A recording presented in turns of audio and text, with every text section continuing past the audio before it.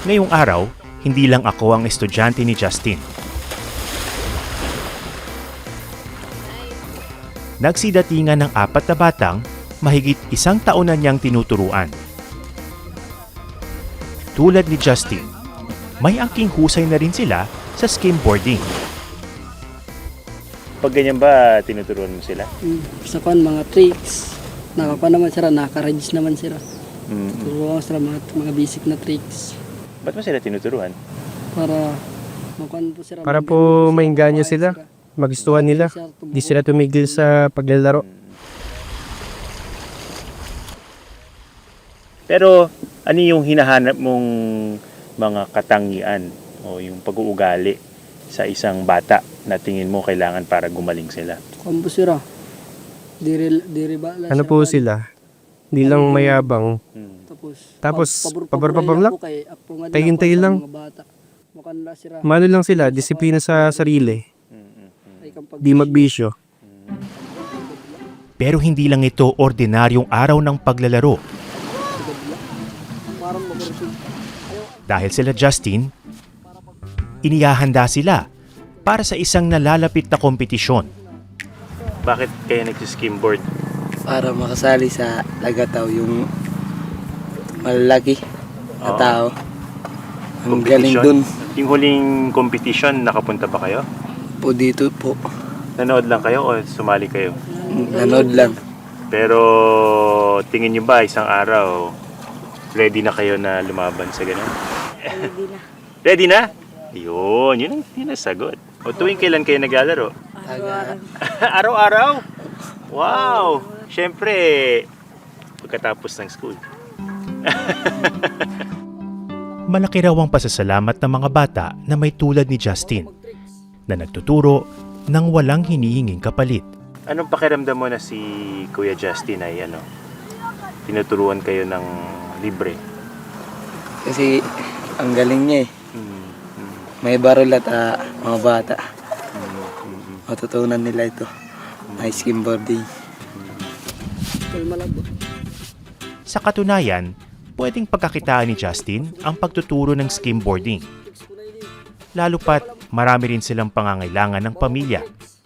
Pero pinili niyang ibahagi ang kanyang kaalaman ng libre sa iba pang bata sa San Roque. Ano ba ang trabaho ng pamilya mo? Ang po sila nga. Tari mikir. Yung papa ko gumagawa ng tari sa manok. Abog to sa papa ko. Tapos mangingisda. Ulaw. Minsan, sumasama ako. Anong ginagawa mo para kumita ng pera, makaipon? Wala po, suro. Minsan po, nasa sideline dun sa tambayan namin. Minsan po may nagpapaigib ng tubig dun sa dagat. Minsan lang naman kasi abala rin sa paglalaro. Magkano ang kinikita mo dun? Depende sa pinapaigib. Isang baldi, 10. Nakakailang balde ka pag ganun? Naman po kami, bulig-bulig. Ano naman po kami, tulong-tulong kaming magkakaibigan, maka-snack lang. Tapos minsan nga wala sila. Sinusolo ko lang yung pag-iigib. Minsan 5 balde, tapos minsan 10. Nag-iipon daw si Justin para makabili ng bagong duyan. Pamalit sa lumang nasira na. Ito lang kasi ang kanyang pahingahan tuwing sumasali sa mga kompetisyon sa ibang lugar. Hindi ba mahal mag-compete sa iba-ibang lugar? Kasi may pamasahe pa. Po, ako wala po na experience. Sa experience ko po nung nagpunta kami ng Cebu, ano siya, mahigit 20,000 po 20 kaya yung nagastos namin. Nagastos. Saan kayo tumitira? Wala lang po, duyan. Sa beach? Beach. Para wala nang bayad sa hotel? Sa hotel. Beach na lang. Sa kanilang pamilya, ang ama ni Justin ang kanyang #1 supporter. Grabe po yung pagpupursige niya dun sa sport na yun, tapos may galing po. Siyempre bilang isang ama, masaya po.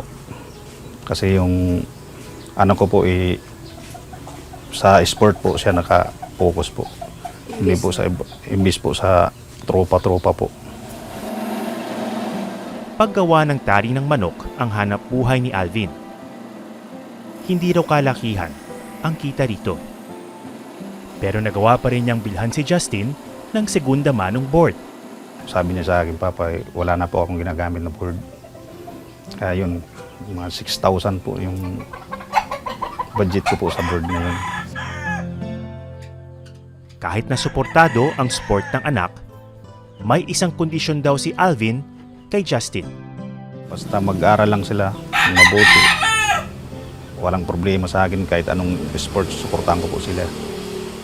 Yung pagiging champion, champion na sa akin pa lang. Ngayon pa lang, champion na para sa akin.